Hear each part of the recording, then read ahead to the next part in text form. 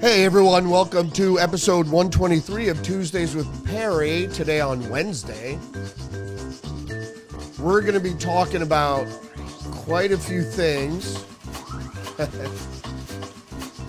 In just a second, and I fucked it up already here. We're going to get Perry on the line. We're going to be talking about Trump and Putin are scheduled to meet. And maybe we can see if we can end this war in Ukraine. Also,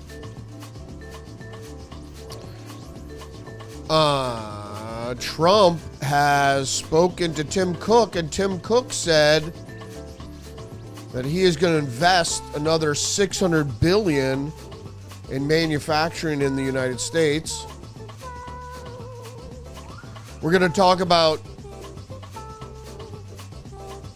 Robert F. Kennedy Jr. nixing mRNA vaccines, basically the research that leads to mRNA vaccines. There was about $600 million in research that was going to happen, and RFK nixed that.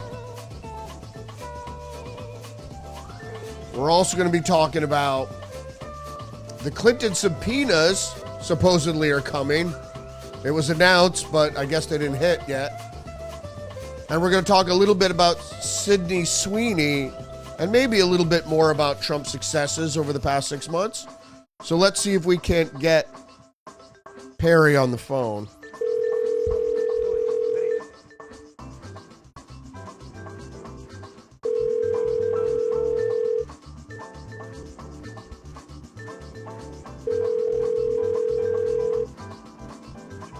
Hello. Hey, Perry, welcome to episode 123 of Tuesdays with Perry on Wednesday, the famous Wednesday edition. How are you doing tonight, my friend? Oh, Rudy, I'm just sitting here in 81 degree, 93% humidity, blowing smoke rings. What are you smoking today? You know, my wife had to give testimony in a county near Tampa, Florida today. And so I had some free time on my hands, and I went to a local tobacconist, an authentic Cuban tobacconist. It's a brand new place, and in this little town called Dade City, Florida. And it's pretty hard to find it on a map, but thanks to Google, you can. Well, anyway, I spent a fair amount of time in there and talked to the owner, and he gave me some samples. So what I'm holding in my hand is a Churchill-styled Connecticut broadleaf wrapped cigar. So it's a mild cigar that his own father rolled, and it's not bad. It's not bad. So what's the brand? What's the filler? It's EG. E is in Edward, G is in Go cigars. Ah. So any of your listeners that are tuned in tonight that are cigar aficionados, they want to look them up. There it is. Do we know what the filler is? Or we got Nicaraguan, Dominican? What do we got in there? The filler is all Nicaraguan, no Honduran, and he does not do business with any of the tobacco farms in the DR. So this is an authentic Central American cigar wrapped in a beautiful Connecticut leaf. Any Guatemalan in there? No. He didn't say so. He specifically said Nicaraguan. Yeah, well, if there's a little Guatemalan in there, they should go back to Guatemala. Inside joke there. Why don't we start? No reference to Delia Jimenez or Hernandez or whatever her name is. Yeah. But she can go back too. Yeah, if there's a little Guatemalan in there, you can go back. All right, Trump, Putin are scheduled to meet now. I want your quick take on this. What do you think is going to be? I mean, we've had some back and forth, and we know some information has been leaked back to the Russians. saying that it's a trap, that Trump is not Putin's friend, and that he shouldn't go along with any peace deal. But now it seems he might be ready. What do you think is going to come of this? Well, first of all, Vladimir Putin doesn't need any friend of the West, spy or otherwise, telling him that Donaldus Magnus is no friend of his. Donald Trump has made that pretty damn clear in the last 30 to 40 days. And so the only reason Vladimir Putin is going to take the time to meet with Trump, and I kind of sneered at the way Trump said, I didn't call him, he called me. He wants to meet with me. That's just salesmanship. I happen to know what a lot of people, but not everyone knows, is that the reason for Putin behaving the way he is, especially over the last 4 or 5 months, is strictly because he is angry. He is angry at all the double dealing that the West, specifically NATO, has pulled with him over the past decade and a half.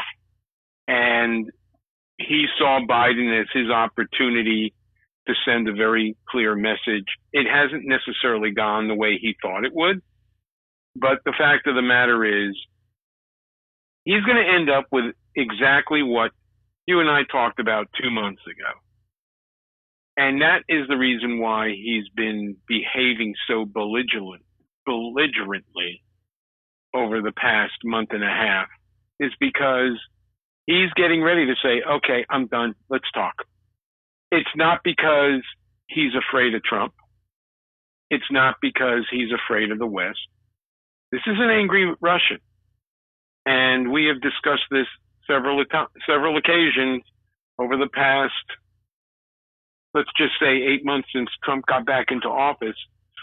So he's going to sit down and talk with Trump on his terms. Now, Trump's going to say, okay, we've all had enough of this. You got what you want, which is Crimea. You've got the entire peninsula in your hands. That's it. And then the question is, they're going to have to negotiate from there. And that's really what this is boiling down to. How accurate this following statement is, I don't know. But I read an article in the last couple of days. I forget where now. But supposedly he's lost 1 million Russians. Yeah. That's a lot of people.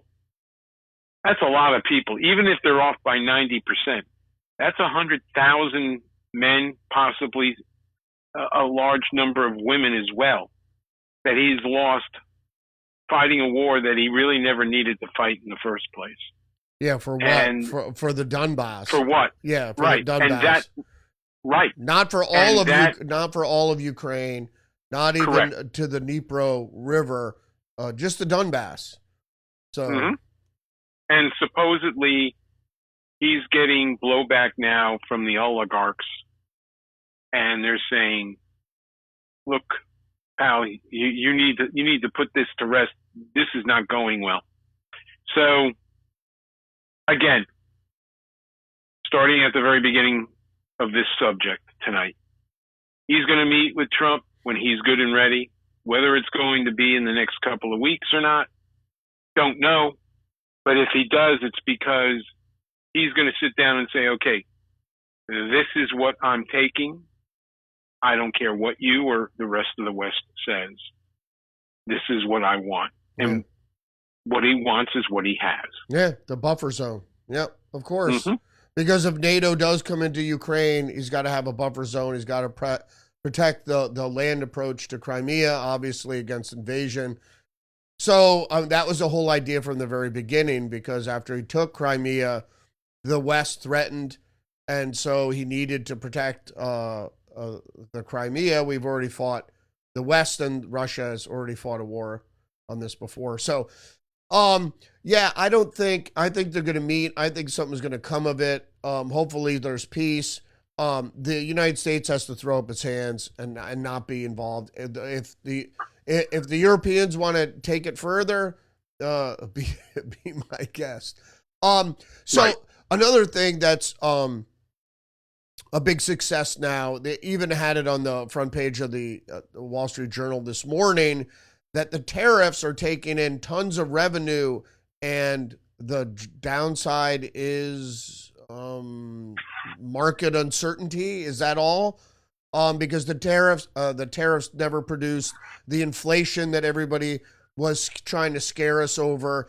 Even Jerome Powell, who was lying, and everybody who's protecting business by saying the tariffs are going to create inflation, didn't really create inflation. Well, in fact, JP rolled back on his own words last week and said, this is not verbatim, but in essence, he said, I was wrong. Yeah. The inflation that was predicted, meaning what I said was going to happen, has not materialized. And at this point, what we, meaning the Fed, have to be concerned about is predicting, which they haven't been able to do, and I think on purpose, whether or not there's going to be inflationary pressure on the economy as a result of these tariffs 6 months from now. Well, why did he say that? He's trying to buy himself more time so that he doesn't have to lower rates. And he's starting to get backlash from the other governors of the Federal Reserve. According to, I forget, it wasn't Stuart Varney, but it was some big umpy-ump on Fox Business. I don't know if this is true or not, but they said you never see a division in the votes. Yeah, on the board. On the Fed. Yeah. And you have two members of the Fed who said, no, I don't agree with you. And, writing's on the wall. And that's why with now, I think you showed this, and if you didn't, shame on you. When Trump went to the Fed a couple of weeks ago, and he said it's now $3.1 billion over budget. Powell said, no, that's wrong. Trump reaches into his breast pocket. Here's the proof, buddy. And what did he say? Well, you're talking about a building from 5 years ago. Yeah, that's part of this project that's been taking forever. Yeah. So that's what, we're now finding out that you hid this $500 million. Yeah. And now we've uncovered it. So that goes onto the tally, and you're now $3.1 billion over budget. And he had nothing to say. So, obviously he's being set up to either walk out graciously or to be kicked in his ass. And it's going to be up to him whether he does or not. But getting back to the point I made earlier, he's not going to lower rates. Maybe a quarter point next month just to shut all of us up. It won't shut us up. In September, maybe. They had it scheduled for June, and the numbers weren't that terrible. But they said, no, we're not going to help Trump. So, correct. But Trump is still going full bore, 50% on India now to pressure. And I think that's what's driving Putin to the table. 50% tariffs now on India for buying Russian oil, and 50% on Brazil just for being fucking communist. Gotta love that. Yeah, fuck Lula da Silva. And especially for them to prosecute Bolsonaro in almost the exact way they were trying to persecute Trump. So Trump's tariffs are winning. The revenue is unprecedented. I think the new trade pressures are a great thing for the United States, and they should be levied in accordance with that, because we are the most powerful economic market in the world. So huzzah to Trump. let's move on. Right. Well, go ahead. The only thing I'll add to that is, why did it take Trump to make this happen? Meaning, over the past 50 years of our lives, this should have been done when we were kids. Yeah. Why wasn't it? Yeah. Both Democrat and Republican alike. Yeah, because free trade, it's a corporate thing. It's corporate fascism. The thing is that in Trump's first term, he was pussyfooting around. And this term, he's he knows, and this has become a revelation of recently, that when Trump leaves office, if the Democrats get back in power, they're going after him legally. So he knows that. Yeah, and so he's breaking all the toys now, and that's why we're seeing some referrals, some grand jury convening. There may be indictments. Hopefully so, because if he doesn't push back against it, and trade is part of the pie here. If he doesn't push back and really, he only has 2 years to totally remake the United States and the way it deals with things, including the unelected bureaucrats that are basically running the country, as well as corporations deciding how the country conducts trade. It should be the other way around, and now you see it. I was going to go to RFK with the vaccine, but since we're talking about that, I want to go to the Apple's $600 billion Tim Cook just announced in investing in manufacturing in the United States. Don't get all crazy here. The iPhones will still be manufactured outside of the United States, but the glass will be 100% American.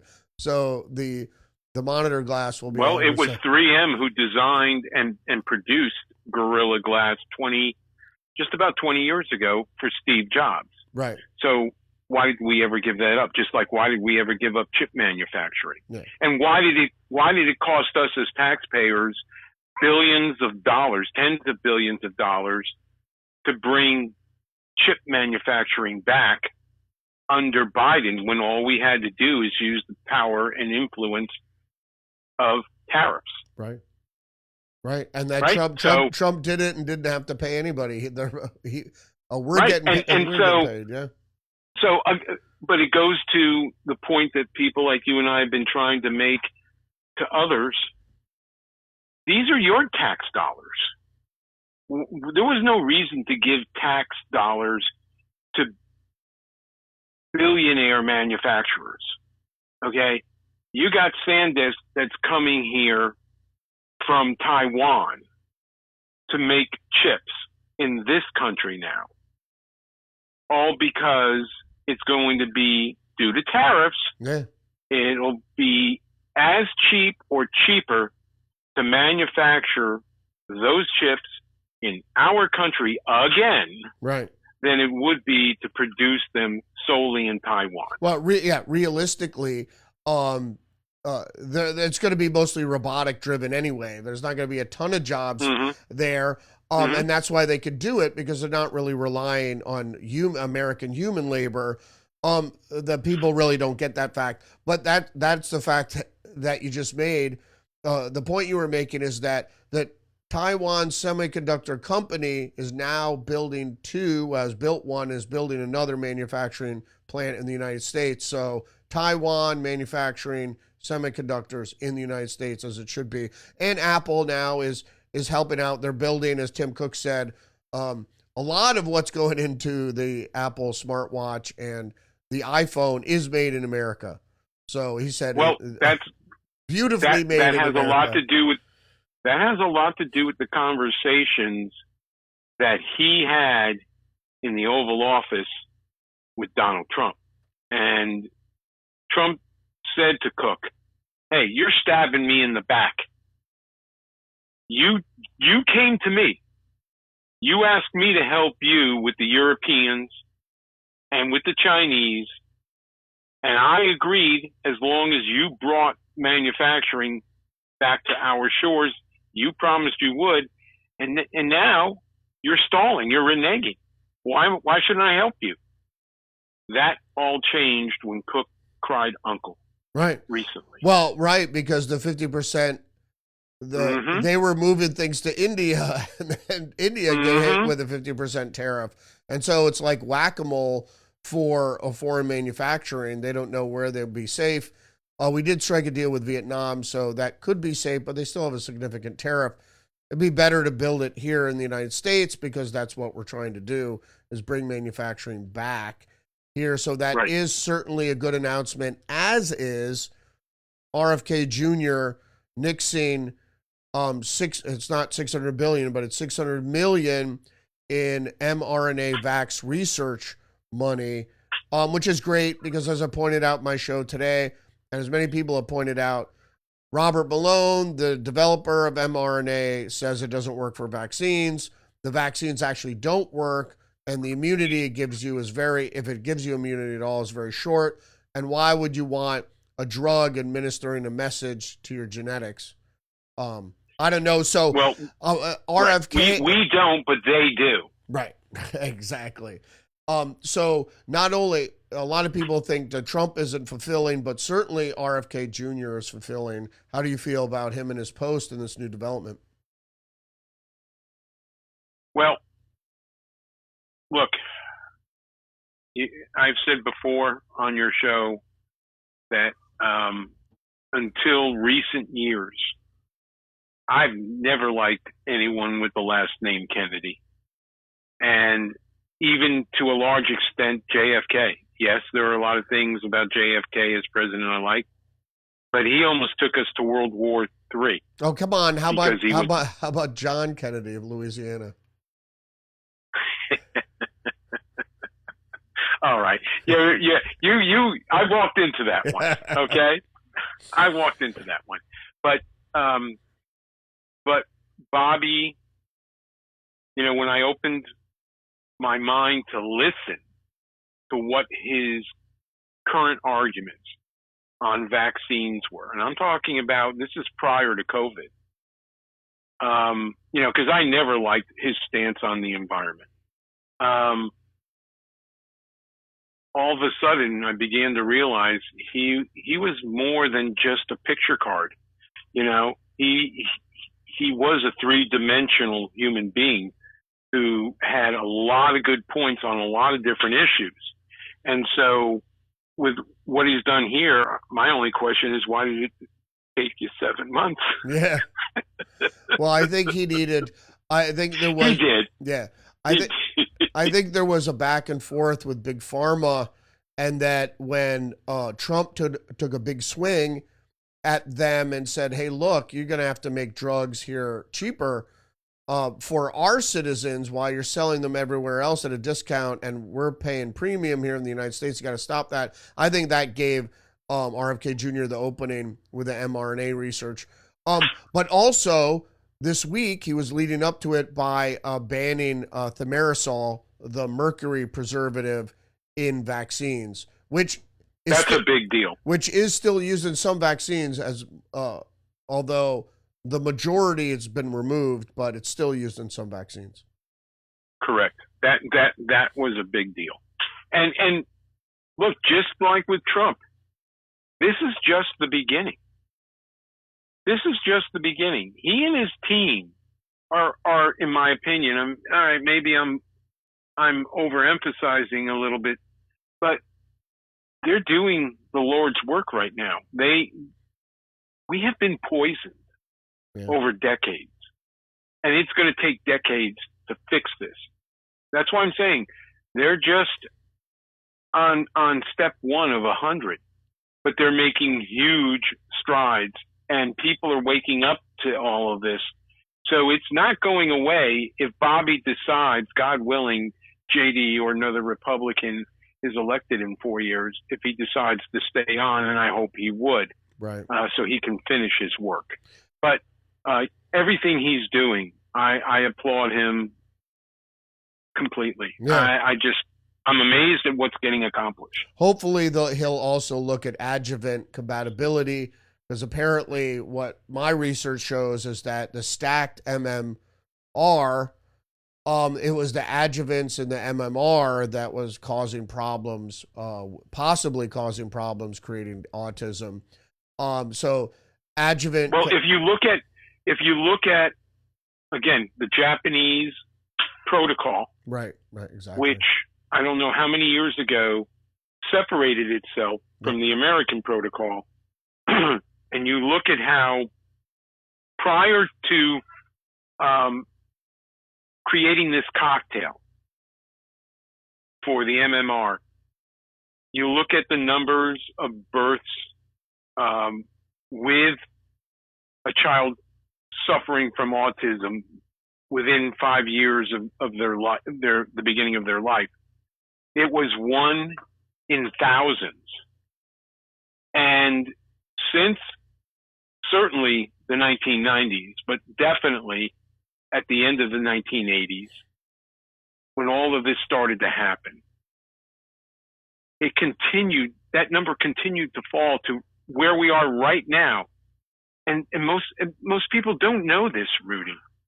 1 out of 36 births in this country are autistic children. Yep. And many months ago, I had this conversation with you on mic about a very, very dear friend of mine who is considered one of my son's aunts. And her youngest of 4 children is autistic. And it's one thing when a child between the ages of 0 and 17 has to struggle with autism. It's a whole nother thing when they turn 18. And then into their adulthood, you know, you're 35 years old, you're an autistic adult, which is severely handicapped, even if you're high functioning, even if you are high on the spectrum, you depend on your parents or other family members to protect you and to make sure you stay healthy and you feel safe. And there are no programs that the federal government and most state governments provide for these single adult autistic people. And the rate of suicide amongst them is astronomical. The level of employment for an adult autistic. Now, I'm not talking about someone who can't tie their shoes, who is nonverbal. I'm talking about highly functional. There are, and this is the problem, and I'm getting on to a different subject, but this is the problem with AI and robotics that are coming. No one is willing to hire an autistic. They don't want the liability. So you have between 75 and 85% unemployment amongst the autistic adult population in this country. They have no federal programs. Like I just said, most states have no program. If somehow or other, because they're disabled, they find a state program where they can be warehoused the rest of their life, they commit suicide. And so all of this happens when mom and dad die. Even if they're left with an inheritance and someone to oversee it. You know how much it costs to take care of an autistic adult to their, let's say, the natural end of their life? It costs more money than taking care of an incarcerated criminal. Yeah. Your money doesn't last long. Yeah. Okay? So, you know, when you look at the numbers of autistic births going on right now in our country, and on top of that, our replacement population now, they say, is below 1.5 children per couple. All right? So now, who's going to help take care of these people when we don't have the population? I guess that's where Optimus is going to come in. Yeah, robots. And be their friend. Robots. Right. Stay away from the window and doors for your safety. Yeah. So you've got that situation, and compare that to the numbers of autistic births in Japan now, which is literally a sliver, because they've gone away from our vaccination protocol when it comes to MMR. Yeah. They've done away with that. Now each shot is individual. Yep. Measles, mumps, rubella, 6 months apart. Yep. And so the evidence is there, and all Bobby is doing is showing everyone the evidence. Yeah. A little bit at a time. And that's fine, because it also gives press to what he's doing.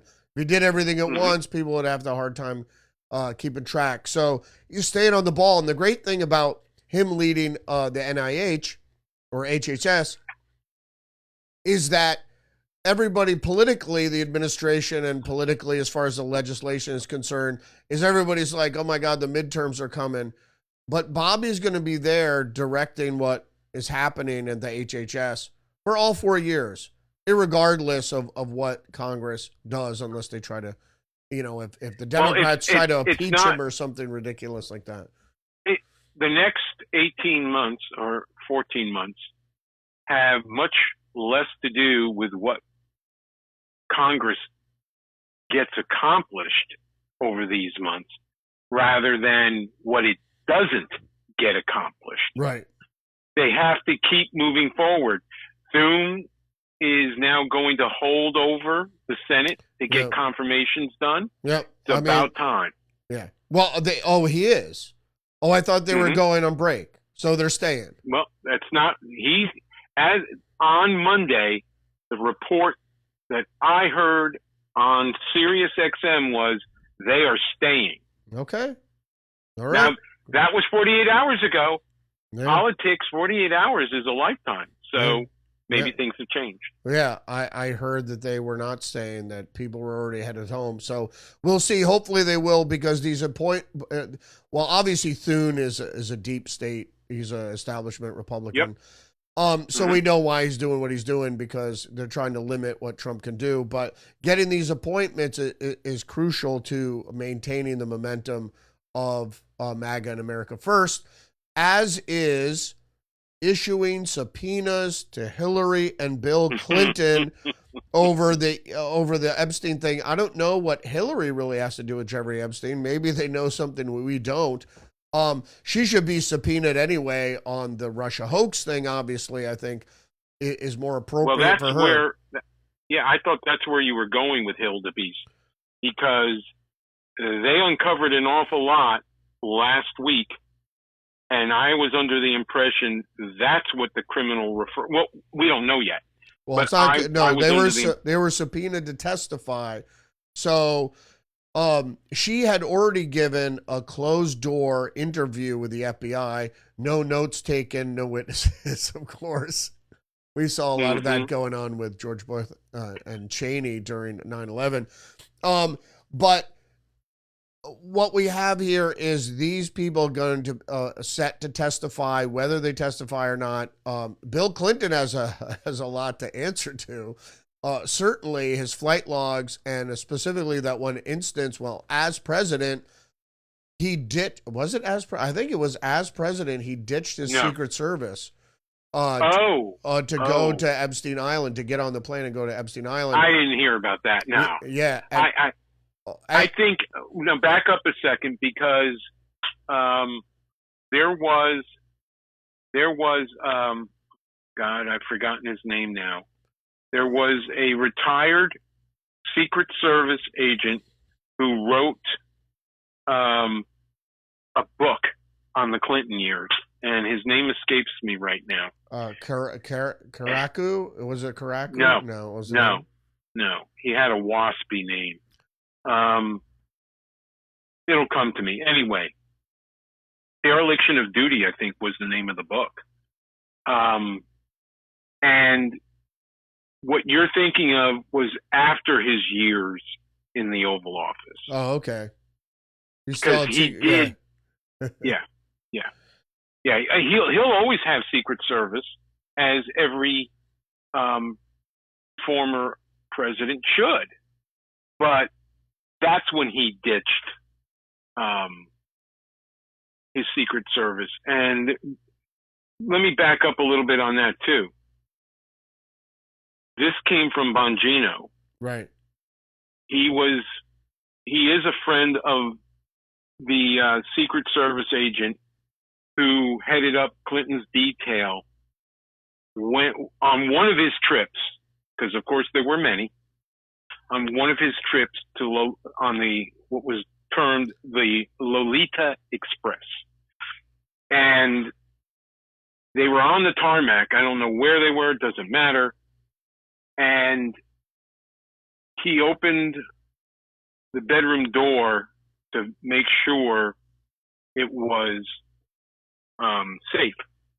And Clinton was in there with a young woman. I'm being generous here. And it was a situation that made this agent extremely uncomfortable. And he notified his superiors and he said, "You need to relieve me. I am not getting back on that plane." And that came from Bongino. Yeah. Well, it's very likely he has close ties. There was that picture they found, that painting they found at Epstein Island of Bill Clinton in the famous blue dress with some red pumps on. So that makes for interesting coffee talk. But I don't know, maybe Hillary Clinton apparently did ride on the Lolita Express and went to the Epstein Island several times. So there may be something there. There might not be, but she certainly should be re-interviewed over what happened with her email server, and the destruction of subpoenaed evidence. And then, of course, how, because this came out recently in the report, how James Comey usurped the Department of Justice Attorney General Loretta Lynch by saying Hillary Clinton is not going to be charged, when apparently Loretta Lynch was letting Clinton know everything that was going on with the FBI. So apparently, at least in Democratic circles, the FBI outranks the Department of Justice, which seems kind of backwards. So it was the same thing during, well, to some degree, during Obama as well. But Eric Holder, Obama's attorney general, was toting the line, so there was no worry there. I think they just thought Loretta Lynch was a little weak, as they did with some of the other people. I think it was Susan Rice and some of the real hardliners didn't think Loretta Lynch had, the gumption to do what they needed to do, which is basically turn their back on justice and let Hillary Clinton go. Right. It's no different than why B.J. Clinton appointed Reno as Attorney General, because he could get her to do whatever he wanted her to do. Right. I mean, to say as a member of the cabinet, I serve at the pleasure of the President of the United States, she took that to mean I do whatever he wants me to do, whether it's legal or not. Yeah, and she did some pretty heinous things as Attorney General. So she showed she had the gumption to do whatever. And it's all these friggin' occult characters. They have to show, how bad they can really be, because they don't want any lighthearted people there that aren't going to pull the trigger when that's necessary. So right. I want to get into some good news here, because although I don't really know who Sydney Sweeney is, I found her little Jean commercial very sexy and was certainly alluring, but it was no different than any other advertising firm pandering to, as the corporations so often did since Dylan Mulvaney and Bud Light tanked, and then Target tanked, and so now they're going in the other direction, and sounds like it was all set up. But I like the little cherry on top where they released the footage of Sydney Sweeney at Tehran Tactical, shooting up 10 targets in 10 seconds. I don't know if 923 score, baby. Yeah. Those are some splits. So really proud of her in that. And that was a little a kudo. So whoever was doing the media for her because I think it was all linked up to cater obviously to the right wing. I thought, or the conservative base, 3 cheers here, especially for putting out a pretty girl, hitting metal targets. Well, yeah. I mean, there's nothing more sexy than a woman who knows how to use a gun, as you like to say, safely and accurately, than, with the one exception of watching a beautiful woman rolling a brand new cigar on her inner thigh. That was right after coming back from the range. That's right. Well, that's what got me really. I always liked Tulsi Gabbard, but that's really got me hot for her is when I saw her competing in the tactical games, and she was continually putting out shooting videos on Instagram. I was like, I'm really impressed. But Sydney Sweeney is even younger, doesn't have military training, and I was just going to say, doesn't have 20 years of military training. And still, but if you're getting trained by Taryn, who was the same outfit that trained Keanu Reeves for John Wick, she was in the right place, certainly. But banging on metal, man, I like it. It was really impressive. Yeah, I like you didn't even know who this young woman was until the kerfuffle happened. And the far left and their minions in the lame brain media thought that they could cancel this woman, thought that they could devastate the brand of American Eagle by portraying her as a fashion model for Nazis. And all it did was bring more attention to the ad campaign.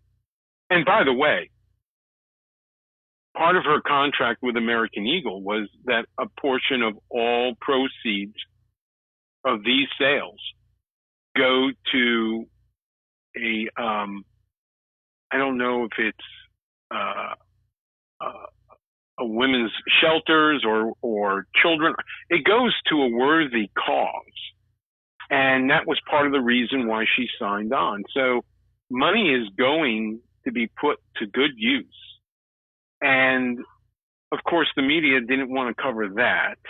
Now, it was mentioned on Fox. It was mentioned on Newsmax, but it wasn't talked about on any of the alphabet channels. And so the more they tried to throw her and American Eagle under the bus, the more jeans they sold. People are saying, I mean, celebrities are saying, I deliberately went into an American Eagle store to buy those jeans because of where I know the money's going, and they didn't have any in my size. As a matter of fact, they didn't have many on the racks. They're selling out. Yeah. And, and then of course their stock jumped over 20%. And then Trump made a comment, and it, according to, again, maybe it's one and the same, but the report on the 5 on Monday was because of what Trump said, they jumped another 23%. Yeah. On the stock exchange. Yeah, because she said they thought they were going to leak out that she is a registered Republican, and it helped. Americana is back. Americana is back, baby. Correct. Yeah, and you can't beat a lovely lady shooting steel right after a jean commercial for a company that's called American Eagle. Even though, I don't want to get anybody too excited, but probably most of the jeans are probably sewn in Bangladesh or Vietnam or something. So I don't know how American Eagle is, but corporate America sees the way the tide is turning, as they always do. And so that's why they're bailing on DEI, which was just a fever dream caused by the pandemic. And the more the left pushes back against we basically won the culture war. The more they try to revive the culture war and push back in the culture war, they lose a couple more points each time. What is wrong with a beautiful white young woman in blue jeans? Nothing. They start talking about the patriarchy and white supremacy and that she's a Nazi and a Republican. And like I said, the coup de grace was showing her shooting steel. So you put those two things together, then you put it under the banner of American Eagle.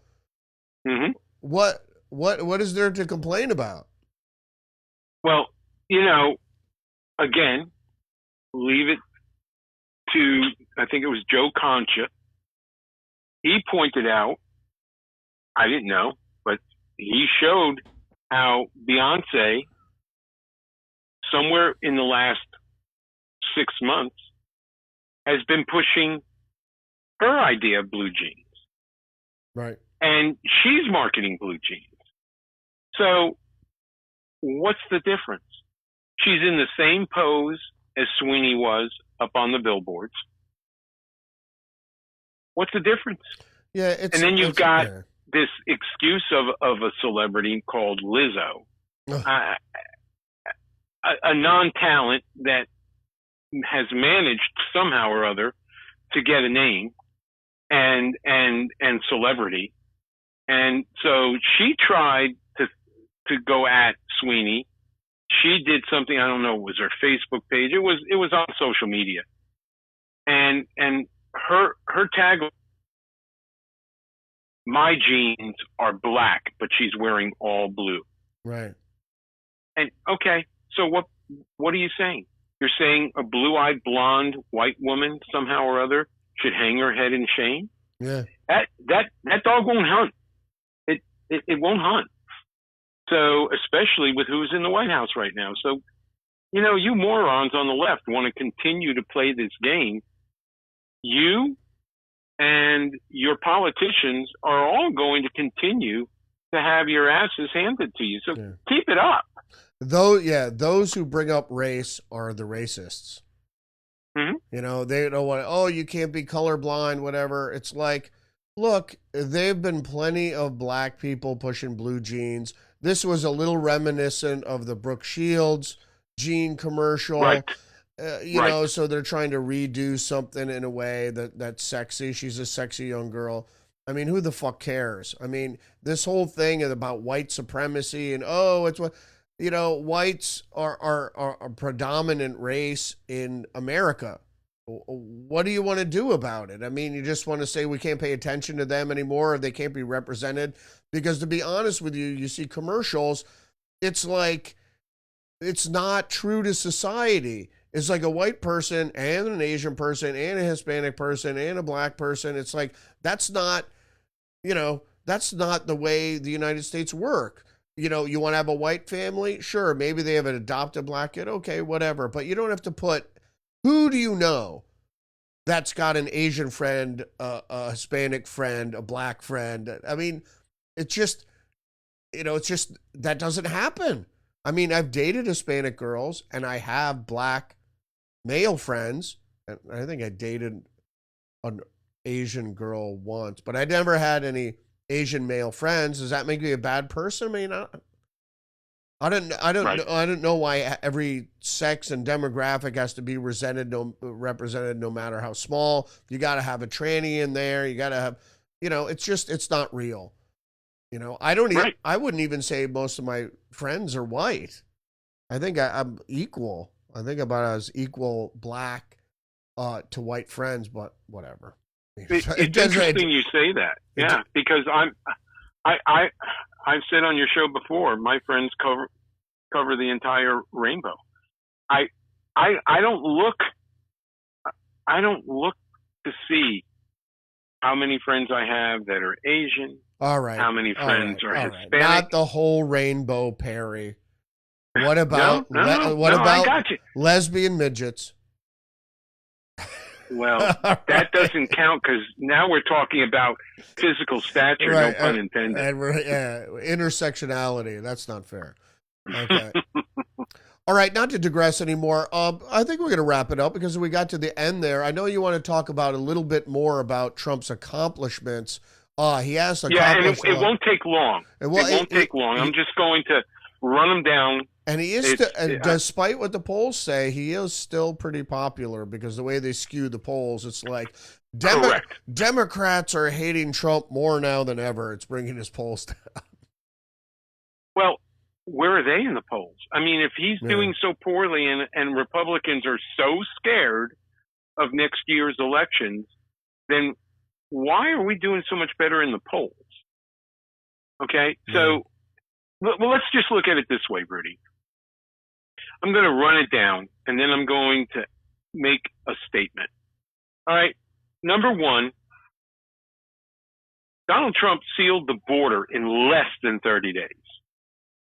In June of 2024, there were an average of 25,000 people in the month of June of last year that came across the border.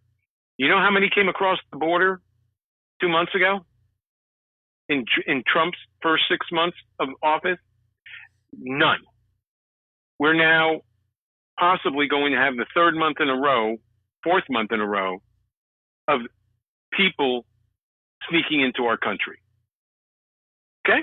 So that's number one. Number two, he was successful in passing through the big beautiful bill. No tax on tips, no tax on overtime, no tax on Social Security.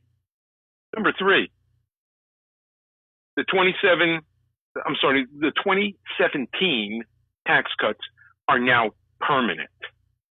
That means if and when the Democrats take control of the government again, meaning both the House and the Senate, along with the White House, they will have to write legislation and go to the American people and say, we are going to have to demand these extra taxes from you. You've been living too high on the hog.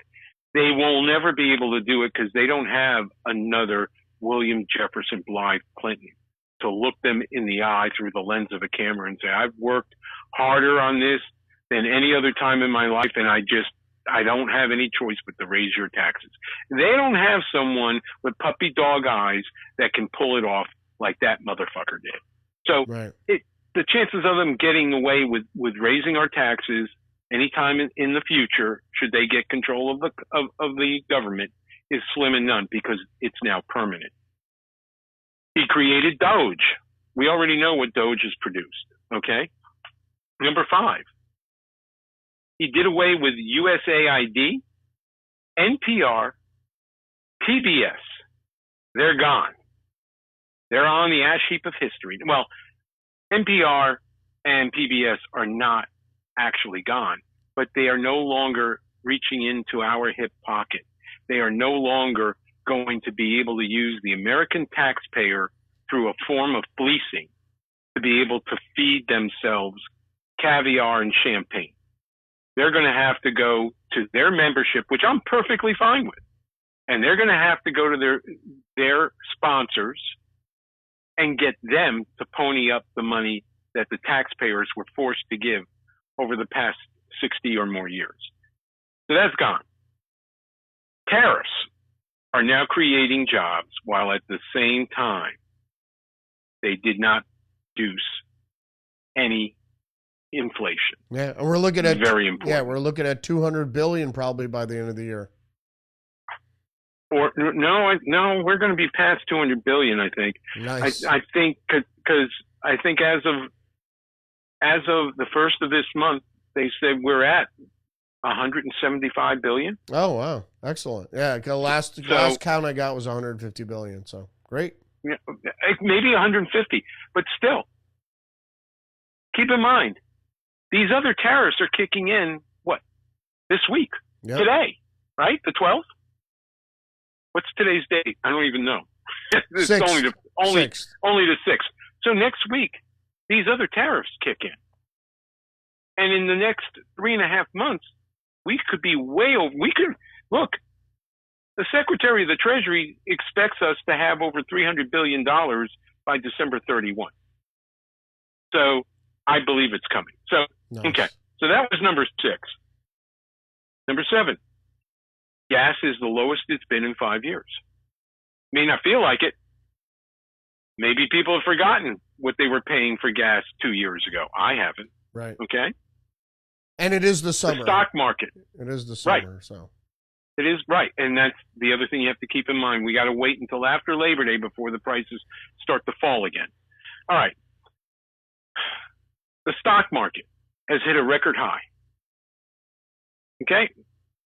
That's a big plus because the stock market tells us where the power brokers in business expect the economy to be 6 months from now. right.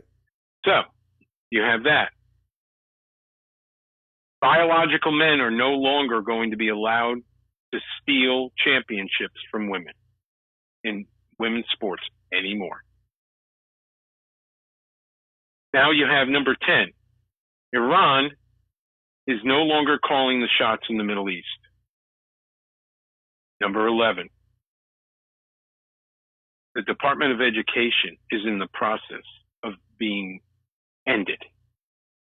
These are just 11 of the more than 24 accomplishments that this president has done in less than 8 months in office. It's amazing. It is. So when you look at the polls, which we both know are skewed, and they're saying his approval rating is at 38%, that means you don't even have 90% support amongst Republicans. I'm sorry, I don't buy that. I don't buy that when you have Democrats like Bill Maher falling on their sword saying, I was wrong about Trump. Okay? So I don't believe these polls because everything is turning around and everything that he promised the people he was going to do, he is either done or he's in the process of accomplishing. So that's why I'm saying I'm not worried about the election next year as long as Congress continues to get work done. That is the key. It is not up to Donaldus Magnus to do it. It's up to them. And so I think when you look at what's been happening, right now, the Democrats, Rudy, they don't have a leader. They don't have a message. All they keep saying is, Trump is horrible, Trump is horrible, Trump is horrible. It's not going to sell. Yeah, it's not What are you selling going out, to yeah. do for me is what people are asking. Hell, Charlemagne the God is even saying that. Okay? Now, he's not saying Trump is, the greatest president of his lifetime, but he doesn't have to. He's beating up on his own party saying, well, what are you going to do? And there isn't a message. So until they find a message, what are they going to do? Continue to put up AOC as a potential leader? Go ahead. Please. I beg you. I beg you. I implore you. Run her as a future leader in the United States Senate. Let her take Schmucky Chucky's seat. I beg you. Do it. So that is what I wanted to say about the accomplishments of Donaldus Magnus in just the first 7 months of his second administration. Yeah. If he, and it's like the Democrats are helping him out at every turn, is because they're not fighting back with an alternative message, as you pointed out. And most people have known that for some time, even on the Democratic side. They said we don't have a message, which is absolutely true. So that indeed is something that Trump should just say thank you very much for. Right. So last words before he cut out here, Perry. Well, it's kind of a continuation of what we were talking about, so I'll make it short and sweet. Kathy Hochul this week said that if the Republicans move forward with redistricting for U.S. Congress seats in Texas, she will have no choice but to do the same thing in New York State, to which I say, you motherfuckers have been doing this for my entire life when you control a blue state.